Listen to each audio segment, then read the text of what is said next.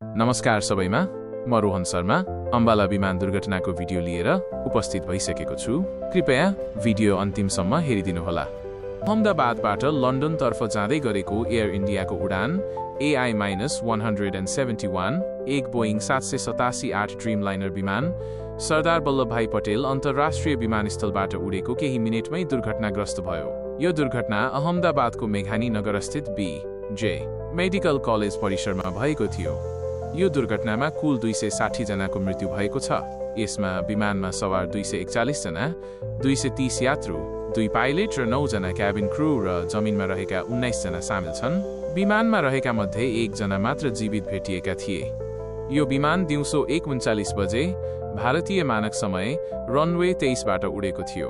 उडेको केही समयपछि नै विमानको बायाँपट्टिको ल्यान्डिङ गियर पाङ्रा ठिकसँग माथि उठेन र तलै अड्कियो। लगभग 1:39 बजे विमानले मेडेकल आपतकालीन सङ्केत गर्यो, तर त्यसपछि एयर ट्राफिक कन्ट्रोल ATC सँग कुनै सम्पर्क हुन सकेन। विमानस्थलको परिधि बाहिर खस्यो, जसले गर्दा दुर्घटनास्थलबाट ठूलो कालो धुवाँ निस्कन थाल्यो। विमानको दाहिने पखेटा BJ मेडिकल कलेजको विद्यार्थी छात्रावासको चौथो तल्लाको भोजन कक्षसँग ठोक्कियो, जुन त्यसबेला खाजा खाने समय थियो। टुटेको विमानको ट्याङ्कीबाट निस्किएको इन्धनले आगो लाग्यो, जुन करिब 6 घण्टासम्म दन्किरहेको थियो। दुर्घटनाका कारणहरूको अनुसन्धान अझै जारी छ। प्रारम्भिक रिपोर्टहरूले इन्जिनको एकैसाथ विफलता साइमल्टेनियस इन्जिन फेलियर्स सम्भावित कारण हुन सक्ने देखाएको छ। विमानको ब्ल्याक बक्स फ्लाइट रेकर्डर बरामद भइसकेको छ र यसको विश्लेषण गरिँदैछ। नागरिक उड्डयन राज्य मन्त्री मुरलीधर मोहोलले तोडफोडको कोणबाट पनि अनुसन्धान भइरहेको पुष्टि गरेका छन्।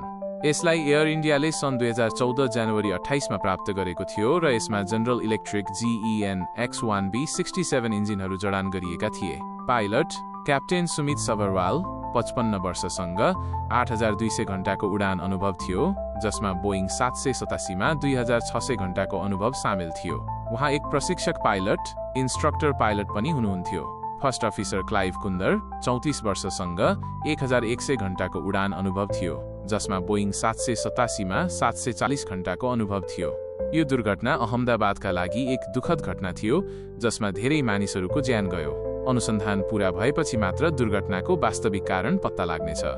एयर इन्डियाको उडान AI-171 पछि पीडित परिवारहरूका लागि क्षतिपूर्ति सम्बन्धी महत्त्वपूर्ण छलफल र घोषणाहरू भएका छन्। टाटा सन्सद्वारा घोषणा गरिएको प्रारम्भिक क्षतिपूर्ति रु 1 करोड 10 मिलियन भारतीय रुपैयाँ एयर इन्डियाको मातृ कम्पनी टाटा सन्सले दुर्घटनामा ज्यान गुमाउने प्रत्येक व्यक्तिको परिवारलाई रु 1 करोडको अनुग्रह राशि ex gratia कम्पेन्सेसन घोषणा गरेको छ।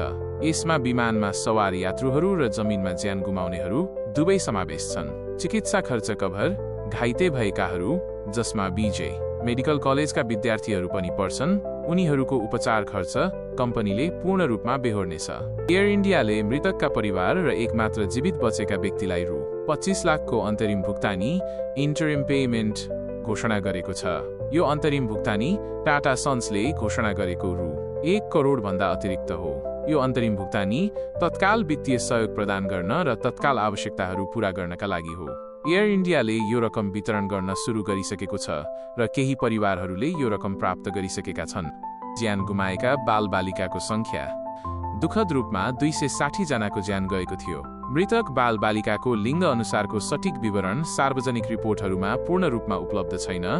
विमानमा रहेका बालबालिकाहरू एयर इन्डियाले पुष्टि गरे अनुसार विमानमा सवार 242 व्यक्तिहरूमध्ये 11 जना बालबालिका थिए। एक भारतीय एक्सप्रेसको रिपोर्टले थप बताउँछ कि 12 वर्ष मुनिका 13 जना बालबालिका उडानमा थिए, जसमा 2 वर्ष पनि नपुगेका 3 जना समावेश थिए। यो जानकारी हजुरलाई कस्तो लाग्यो? कृपया आफ्नो प्रतिक्रिया कमेन्ट बक्समा दिन नभुल्नुहोला। धन्यवाद।